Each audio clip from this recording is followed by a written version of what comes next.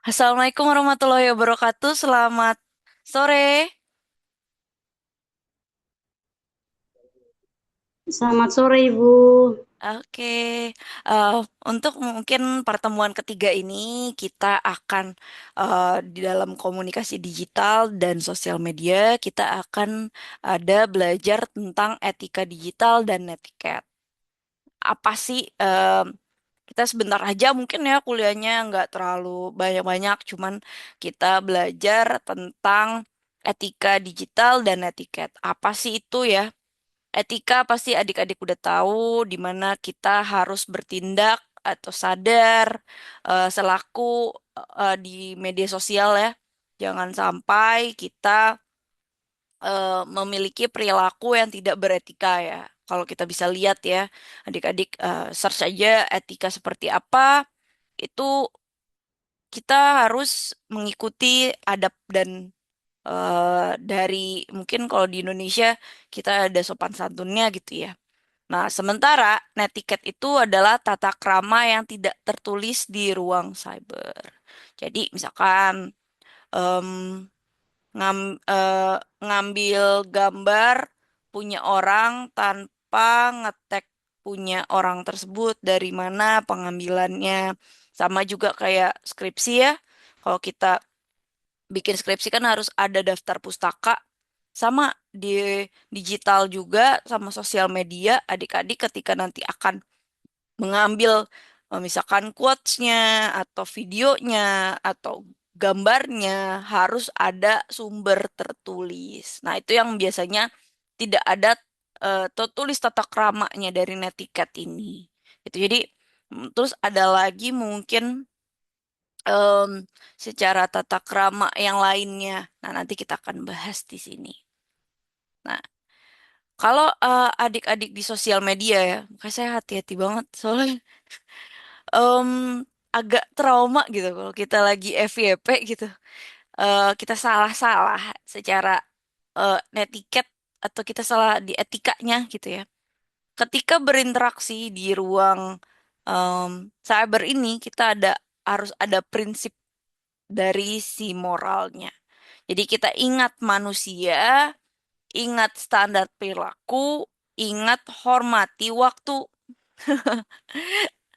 Biasanya kalau adik-adik lihat, coba deh iseng. Adik-adik live di entah di TikTok kah, TikTok atau Instagram, itu mereka paling maksimal jam 12 malam. Mungkin ada yang malam-malam banget tapi sedikit penontonnya. Itu mereka menghargai waktu gitu ya. Kontennya yang bermanfaat atau tidak gitu. Jadi mereka benar-benar kalau misalkan kita udah scroll, nggak penting nih, kayak nggak ada manfaatnya, udah langsung di skip. Nah itu bisa juga. Biasanya kita hormati waktu pelanggan dan jangan membuang-buang bandwidthnya. Saya biasanya kalau ngecek nyoba live gitu ya, adik-adik itu saya trial and error sih. Saya lihat masuk orang join, dia nonton bentar, jika dia bosan dia live lagi ke orang lain gitu. Bisa seperti itu. Jadi em, mungkin hebat ya kalau saya bilang tuh yang punyanya Arab itu maraton, itu mereka bisa nonton lama gitu ya sampai masuk di TV, ada yang nonton di TV, ada yang nonton mereka sampai lama, ada aja eh, kontennya. Itu menurut saya eh, mungkin nggak semua orang bisa nonton live terus-terusan sampai berjam-jam gitu karena bosen gitu. Tapi mereka ada aja mungkin datengin artis yang lain atau apa yang membuat orang-orang menjadi ih seru nih nonton ini gitu. Nah, itu yang biasanya agak lebih sulit menurut saya kalau memang kita di dunia sosial media baru. Kalau udah lama, mungkin kita udah banyak temennya, kolaborasi, dan bisa mengambil suatu konten yang bermanfaat. Entah kalau kita bilang nggak bermanfaat juga, tapi mereka nih pengen buang-buang waktu di situ gitu. Nah, kemudian ada standar perilaku, kita dari belakang aja dulu ya. Dari standar perilaku kita biasanya memang diterapkan di dunia nyata harus tetap berlaku. Jadi misalkan kita pakai suasananya yang positif aja lah, jangan yang negatif-negatif gitu. Dimana misalkan adik-adik punya usaha makanan gitu ya. Ya kita bahasnya misalkan ini kita pakai bahan yang bagus guys gitu. Misalkan contohnya seperti itu ya. Untuk positifnya aja. Janganlah kalau mungkin bisa sedikit ada negatifnya, tapi negatifnya nggak terlalu menjelek-jelekan brand kita gitu. Misalkan contohnya seperti itu atau kita sendiri. Tapi saran saya positif aja lah. Cuman memang ada orang yang sebenarnya positif, jadi depannya negatif dulu, terus ke belakangnya jadi positif. Ini contohnya apa? Dalam komunikasi, adik-adik itu bisa lihat ketika dia itu gini. Misalkan contoh lagi usaha.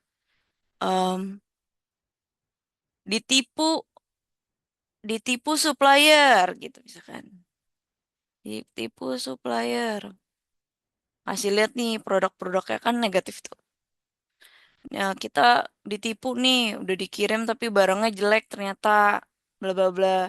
Tapi kita tetap beli lagi kok kak, kakak-kakak semua biar kita lah yang rugi. Kita nggak bisa balikin. Tapi kita beli yang apa istilahnya ingredient yang eh, tetap bagus untuk kita sajikan ke kakak-kakak yang ini ya sudahlah anggapannya rugi gitu.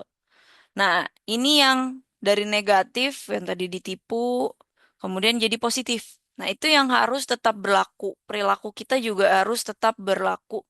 Eh, jangan sampai negatif. Ada yang contohnya ibu-ibu suka marah-marah tuh, marah-marah di depan, tapi di belakang, oh minta maaf ya, saya gini gini gini. Nah, itu tetap ada perilaku yang memang mau nggak mau harus ada kontra-kontra dikit ya di sosial media. Cuman pasti kalau orang yang nonton cuman scroll aja mereka langsung hujat gitu. Nah, adik-adik ketika nanti udah masuk di dunia bisnis digital harus hati-hati.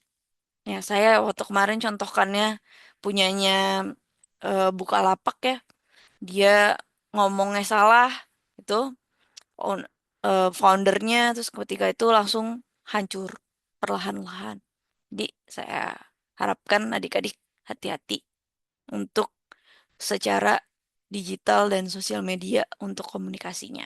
Nah, kemudian ingat manusia. Selalu ingat mereka itu bukan robot semuanya gitu ya. Misalkan ada yang memang robot untuk algoritmanya, tapi kalau kita lihat mereka juga sisi manusia, mereka punya perasaan yang ketika kita posting, mereka juga ngerasa. Mereka, misalkan adik-adik tentang psikologi saja, mereka langsung bisa, oh ini sama nih sama saya gitu. Nah, mereka akhirnya bisa berinteraksi dengan kita gitu. Jadi ingat ya, mereka juga yang menonton kita itu manusia. Jadi di mana kita harus punya adab, ingat selalu bahwa orang lain ada juga yang memiliki suatu perasaan dan menghormati waktu. Nah, prinsip moral digital lainnya biasanya kalau adik-adik kan biasanya bagiin informasi yang akurat ya, entah tentang produknya. Misalkan adik-adik kalau kita lihat itu em, apa ya? Janganlah yang palsunya yang kita share gitu ya. Saya kemarin oh ya. Di TikTok itu saya kemarin riset ada orang di sini ya bawa apa ya? Mungkin algoritma saya lagi karpet ya. Saya lagi nyari karpet dia jualan karpet tebel gitu diliatinnya. Ternyata Saya klik aja nih review yang di sini, kan itu ketika adik-adik mau membeli di TikTok itu ada reviewnya di sini, bagus enggaknya, oke apa enggak. Ternyata gambar yang dijual, yang ada dia posting dengan yang datang itu berbeda. Nah, berarti dia menyebarkan berita palsu bahwa ini karpetnya loh yang akan kita jual. Padahal sebenarnya karpet yang dijual berbeda. Jadi nggak setebal yang dia berikan. Nah, ini adik-adik ketika bisnis harus hati-hati untuk membangun kepercayaan itu. Jadi jangan sampai jualan tapi barangnya sebenarnya beda. Terus kita posting untuk linknya untuk beli, tapi ternyata datangnya barangnya beda beda warna aja mereka komplain adik-adik. Jadi apalagi beda secara kualitas gitu maupun misalkan quantity. Bilangnya misalkan jualan tisu nih Kak gitu. Datangnya 24 tisu sekardus. Ternyata yang datang hanya 6 dengan harga segitu. Nah, itu harus hati-hati. Tapi mungkin kalau adik-adik suka belanja online, saya suka riset juga karena saya jualan jadi saya harus tahu riset-riset tentang eh, s- di sosial media maupun di e-commerce. Di e-commerce suka kayak gini adik-adik. Harga handphonenya hanya sekian. Tapi ternyata pas kita klik mau beli, dia ada lagi pilihan. Jadi suka curang. Misalkan harusnya kita mau beli 24 pieces. Harga segini kan murah gitu, ya, misalkan 5.000 rupiah. Ternyata yang datang cuma satu pieces. Itu yang membuat kesalahan. Harusnya kalau harga segini udah dijelasin di gambarnya segini ya datangnya segini dong gitu. Tapi ternyata mereka asal biar orang oke datang terus kayak salah gitu secara entah kualitas tadi ya ini atau quantity. Jadi quality atau ini quantity.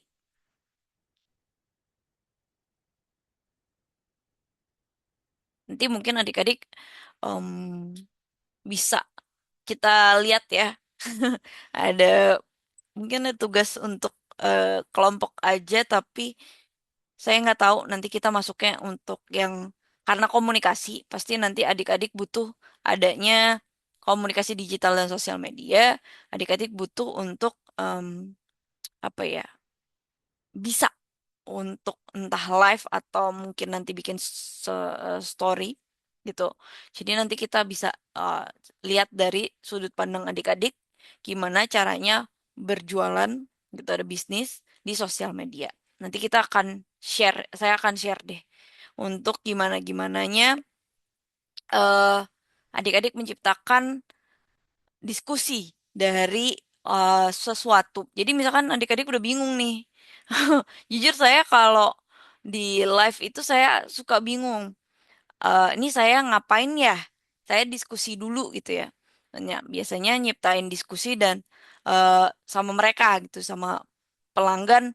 Nih kak, harganya segini. Kakak mau yang mana? Murah aja kak. Nah, kalau kayak gitu-gitu terus kan bingung ya. Kadang kita bisa cerita-cerita tentang ada cerita eh, udah dibeli tapi dibalikin, diganti-ganti, drama-drama yang ada, tapi ceritanya ya kita eh, oleh karena itu, kita lebih baik lagi nih Kak untuk itu dan memilih mana yang memang sangat baik dan lain-lain. Kita misalkan contohnya kayak gitu. Nah, dia menghormati pendapat. Misalkan si customer, misalkan, ini Kak kurang ini Kak, kayaknya butuh pakai ini deh Kak. Misalkan ngirimnya tadinya nggak pakai bubble wrap ya. Terus kita bilang, mohon maaf Kak, bubble wrap lagi mahal. Nanti di situ ada tambahannya 2.000 untuk bubble wrapnya. Nah, itu kita bisa diskusi. Ya. Oh gitu ya Kak, gitu. Jadi dia nggak protes aja, tapi kita balikin lagi. Dimana kita bertanggung jawab atas produk yang kita kirim, atas yang mereka ciptakan diskusi, tapi kita balik lagi. Oh kakak belum itu ya, CO bubble wrapnya. Soalnya kita sekarang untuk bubble wrapnya berbayar Kak, karena memang plastik lagi mahal. Jika kakak mau bubble wrap, Ini harus, iya kak maaf ya kak gitu. Misalkan contohnya seperti itu. Saya ada protes-protes sedikit. Kemudian bertanggung jawab atas konten yang adik-adik bagikan. Jadi ketika kita em, apa ya, jangan sampai berbahaya bagi anak kecil gitu ya. Biasanya banyak berbahaya. Jadi kontennya itu saya upload di YouTube aja. Sekarang saya ngomongin Sarah dikit aja itu dia langsung tidak boleh gitu ya. Atau ntar ada konten yang khusus anak kecil kan itu berbeda juga sama konten yang 18 plus. Nah itu memang kita harus bertanggung jawab. Nah adik-adik biasanya kalau mau buat konten ini baca dulu nih rulesnya. Tuh. Untuk di TikTok pun ya saya seringnya ke di TikTok sih bermasalahnya. Saya nggak cuma cerita-cerita aja, saya dikiranya em, kena kena apa sih namanya produk atau brand tertentu gitu langsung di langsung di ban nggak bisa bikin live selama 1 bulan itu kan pendapatan kita langsung turun ya mungkin itu masukan sekarang ya kalau adik-adik lihat orang sampai punya 10 apa 21 kali live itu 10 kali 20 HP di depan kita itu dari link-link akun yang berbeda. Alasannya kenapa? Karena kalau satu di ban, semuanya di ban gitu. Jadi kita nggak bisa jualan. Tapi oleh karena itu kita adanya perlu banyak akun. Biasanya seperti itu. Nah, dari sini kita pasti ada konflik adik-adik. Oh, sebagai mungkin sosial media digital itu konfliknya banyak banget gitu. Nah, contohnya nih menghadapi eh, orang yang memang argumennya negatif terhadap kita. Kita tenang aja kuncinya, kita bersifat tenang, kemudian kita fokus pada argumen kita. Jadi argumen kita tetap produktif. Ya tadi misalkan, Kak masa ini nggak ada sih? Gimana sih kakak? Jelek ini gimana? Iya kak kan bisa pilih beda tadi. Kakak nggak milih ya. Eh, Coba nanti kakak beli lagi pilih kak gitu. Jadi jangan sampai tercatut emosi. Kok ini gimana sih? Ini gimana sih gitu. Nah, itu yang em, saya rasakan ya kalau kita jualan atau kita berbisnis, customernya agak beda-beda gitu ya. Jadi adik-adik harus tenang. Misalkan adik-adik emosi gitu ya, itu akan berdampak buruk dan mereka senang dengan itu. Gitu. Jadi em, itu yang bisa aja mungkin kalau adik-adik lihat ya, karena ini etika ya. Mungkin ada mm, saya cerita waktu kemarin mungkin orang jualan depannya jualan juga misalnya kita jualan minum depannya jualan minum juga itu depan-depanan itu sebenarnya sih secara bisnis sih nggak oke ya cuman mau nggak mau sekarang memang bisnis Alfa Indomaret aja depan-depanan gitu ya.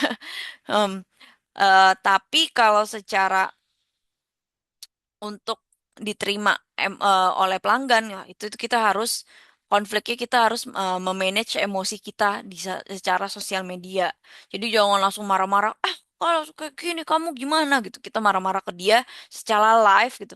Itu jangan sampai kayak gitu. Tapi kita bahasnya lebih down lagi. Iya kak, jangan seperti ini. Ntar kakak begini-gini gitu. Jadi misalkan seperti itu. Jadi em, apa ya lebih sabar. Kemudian ketika kita mendapat kritik gitu, kita bedain mana yang kritik, mana yang serangan pribadi, adik-adik. Jadi mana yang fakta dan alasan yang jelas. Nah, kita tanggapinnya aja untuk kritik yang berbasis fakta. Misalkan, Kak, kok tadi karpetnya kecil, Kak? Iya kak, beda harga yang ini. Kok di fotonya ini ada kan pas di check out itu ada yang gambarnya. Jadi kakak salah ke check out kali. Memang itu videonya ngelinknya ke situ. Tapi kakak salah check out. Itu yang fakta aja. Memang dia beli. Gitu. Terus misalkan kalau dia nggak beli, terus jelek nih ininya.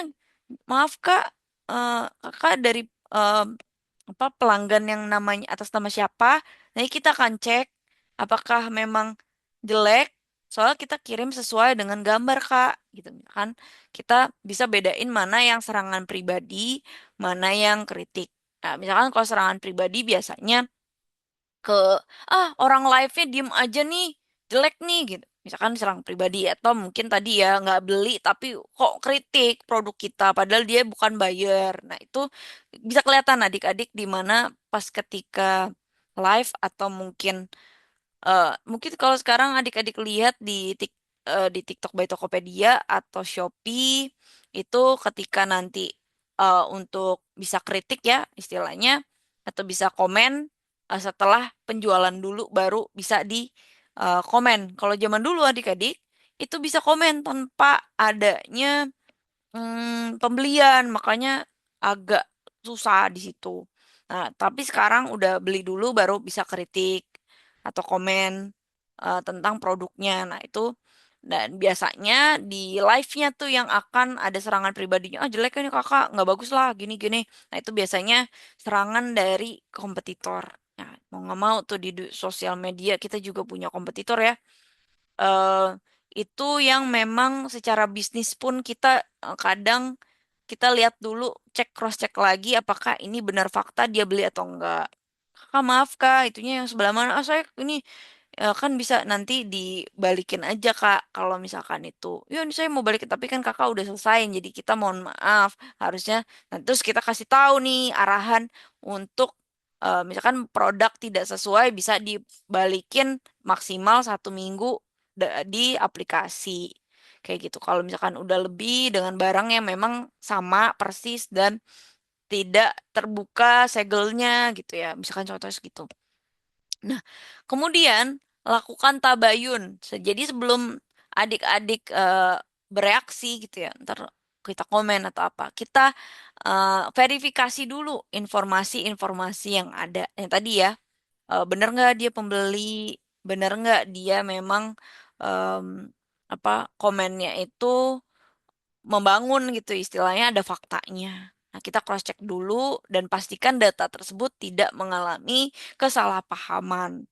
Jadi dan konflik lebih lanjut. Jadi kita pastiin jangan ada kesalahpahaman dan ini konfliknya akan berlanjut apa enggak gitu.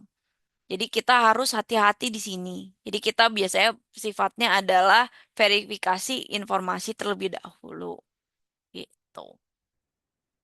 Sebenarnya di sosial media, kalau adik-adik salah dikit ya, saya pun dihujat. Kalau misal saya salah gitu, saya nyoba gitu, saya salah dikit aja dihujat gitu. Jadi jangan sampai adik-adik lihat adanya cancel culture di sini. Cuman ya, kalau di Indonesia kita apa ya, ada kita disalah-salahin, ada cancel culture, tapi malah jadi lebih terkenal ya, lebih banyak orang yang mau nonton. Itu orang kenapa sih gitu ya, banyak yang kepo. Tapi sebenarnya di dunia jangan sampai cancel culture di mana misalkan contoh ya, itu Bukalapak gitu ya. BL Bukalapak. Itu dapat cancel culture, jangan pakai e-commerce ini gitu ya. Jangan pakai e-commerce ini. Nah, itu bisa menjadi eh, kontrol positif untuk kita. Jadi jangan sampai nanti kita eh, dihakimi oleh orang lain. Nah, itulah takutnya sosial media ya. Tapi kita harus kuat-kuatan dan kita tetap kontrol emosi kita gitu. Biasanya kita kontrolnya secara sosial itu yang positif, tapi jangan juga ke cyberbullying. Jadi misalkan penghakiman sepihak, kita harus ngecek lagi apakah eh, kita ini benar gitu. Nah, kita biasanya kalau kita ada salah, satu kali aja ada nih, kita langsung minta maaf ke orangnya tersebut gitu. Jadi adik-adik ketika nanti ada orang yang komen, kita udah search tuh, kita langsung cepet-cepet tuh. Misalkan kalau kita udah punya usaha, mohon maaf Kak, apa yang salah gitu.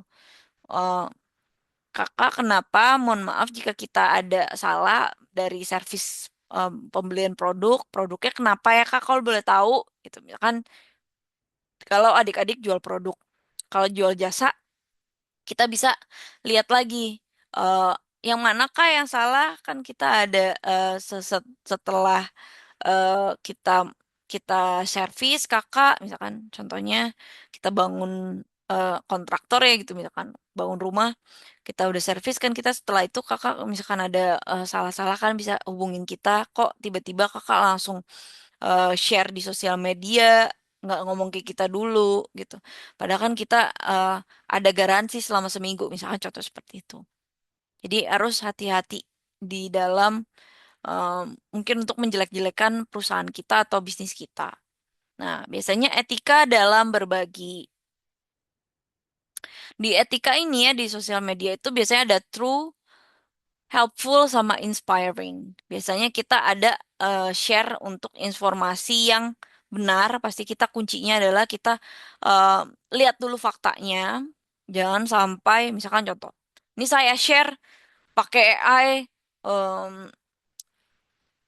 negara yang lagi sekarang lagi Iran ya oh, hancur bla bla bla padahal kita belum verifikasi emang bener atau enggak sih di sana tapi kita asal aja tuh dari data oh ini hancur nih kita langsung share aja tapi kita bilang dulu nih bener nggak apa dia menyesatkan orang lain biasanya hoax ya ini bener nggak atau hoax gitu. Kemudian, helpful, informasi yang bermanfaat. Biasanya ketika kita menjual sesuatu, ini kan kita masuknya adik-adik kelasnya bisnis digital ya. Ketika berkomunikasi kita share produk kita atau service kita atau apa ya jasa kita itu bermanfaat nggak solusi bagi mereka. Kalau misalkan kita nggak ada solusinya, em, gimana gitu. Nah, itu yang memang kita harus pikirkan kembali. Kemudian ada konten yang menginspirasi. Jadi memang untuk memotivasi ada hal-hal positif di dari kehidupan. Contohnya misalkan jualan sapu. Nikah sapu yang lama kayak gini caranya. Kalau sapu baru kan dia udah jalan. Kita mah diem aja bisa ngerjain yang lain. Misalkan contoh seperti itu. Itu inspirasi sapu dinyalain terus kita jualan sapu robot misalkan kita nyalain terus dia jalan sendiri terus kita sambil ngapa-ngapain daripada kita cuman nyapu aja misalkan contohnya seperti itu. Itu bisa ada inspiring dari si kita jualan gitu ya. Istilah mereka, oh berguna nih bagi kita. Kita beli deh nih gitu. Nah ini termasuk nanti ada di tugas individu sih adik-adik. Jadi tugas individunya itu untuk menguji kepahaman adik-adik dalam prinsip moral gitu ya di ruang cyber, manajemen konflik dan penerapan penyaringan informasi menggunakan Think gitu. Jadi secara Think ini ya kita bisa masuk ke yang buku aja kali mungkin. Sebentar, kita ke buku. Nah, kita bisa lihat di bab 3. Nah, di bab 3 ini kita lihat adalah think. Nah, think itu dari etika dalam berbagi gitu atau sharing di sosial media.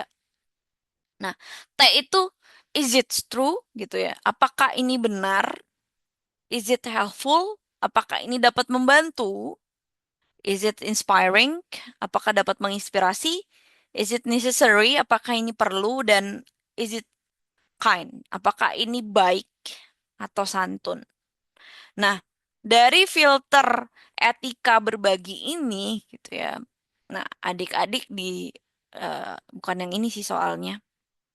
Em, tugas individunya sebentar. Oke. Ini tadi ada positif negatif ya di cancel culture di mana alat kontrol untuk kalau positifnya kita jadi alat kontrol ya. Tapi kalau negatifnya kita ada perundungan. Jadi ada negatif. Ini juga udah ya. Oke, kita masuk ke contoh tugas individu. Nah, ini saya share tugas individunya. Nanti adik-adik bisa kerjakan. Sebentar. Mungkin bisa sekarang ngerjain sambil memikirkannya, langsung bisa upload gitu. eh tapi bisa juga nanti. Nah, itu deadline-nya tanggal 5 Mei ya. Nah, jadi pertama deskripsi tugasnya. Jadi tugas ini bertujuan untuk menguji pemahaman adik-adik mengenai prinsip moral di ruang cyber, manajemen konflik, dan penerapan penyaringan informasi. Jadi menggunakan metode Think tadi ya. Is this true? Ya, terus tadi helpful, inspiring. Nah, terus balik lagi. Nah, necessary sama kind. Nah, dari sini ada dua bagian.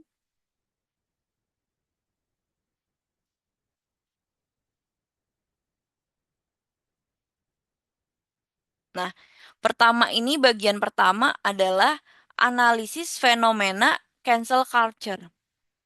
Jadi, em, adik-adik cari atau identifikasi satu fenomena cancel culture yang pernah terjadi di sosial media Indonesia. Mungkin untuk melibatkan public figure atau sebuah brand tertentu gitu. Kemudian adik-adik susun. Jadi misalkan coba identifikasi satu contoh fenomena di Indonesia. Adik-adik bisa tanya ChatGPT atau Cloud atau Gemini gitu ya. Pakai AI aja juga nggak apa-apa. Adik-adik tanya nih, kira-kira eh, ada fenomena nggak sih dari cancel culture yang pernah di Indonesia dari sebuah brand tertentu atau public figure. Nah, susun nih analisis dari poin-poin ini. Nah, poin satunya kira-kira bagian satunya pemicu utamanya sih. Nanti mungkin kita nulisnya kayak gini. Bagian satu.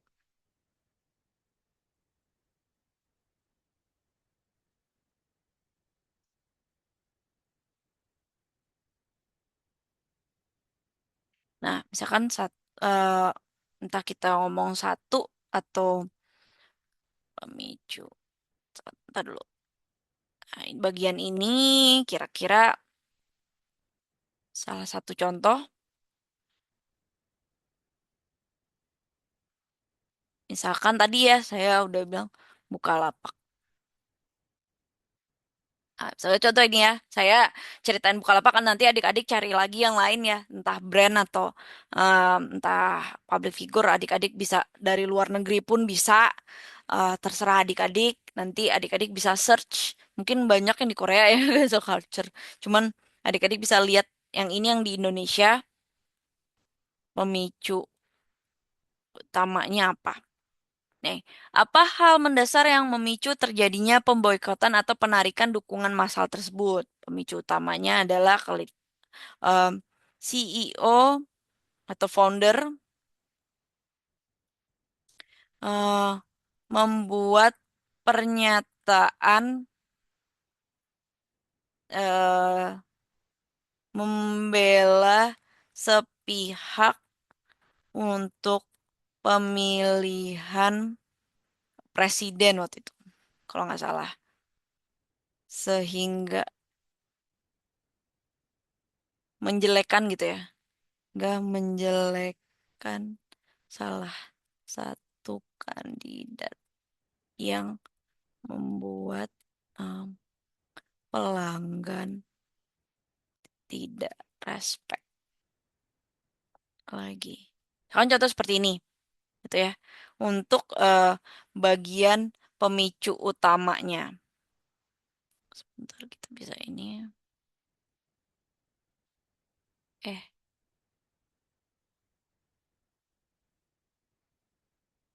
nah selanjutnya evaluasi etiket.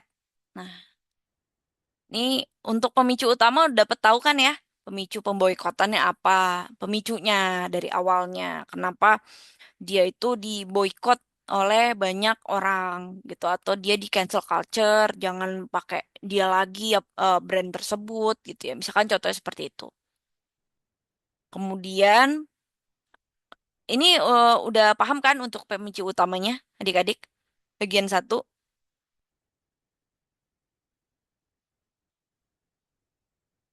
Paham, Bu? Oke. Kemudian evaluasi netiquette. Nah, Apa sih reaksi netizen menurut Anda nih, menurut adik-adik, sudah sesuai etika atau masih melanggar aturan etiket seperti melakukan doxing atau penghinaan fisik atau hinaan ad hominem, kayak fisik lah ya, secara fisik mungkin atau mungkin secara itu melanggar gitu ya. Nah, netiquette itu kan kita udah penghinaan secara tidak beretika gitu ya. Kita bisa masukin reaksi netizennya menurut adik-adik tuh gimana gitu. Misalkan kita udah baca, adik-adik bisa baca masa lampau gitu. Adik-adik join lagi ya. Ini udah ini ya, join lagi ya. Pakai link yang sama. Baik, Ibu. Oke, sorry.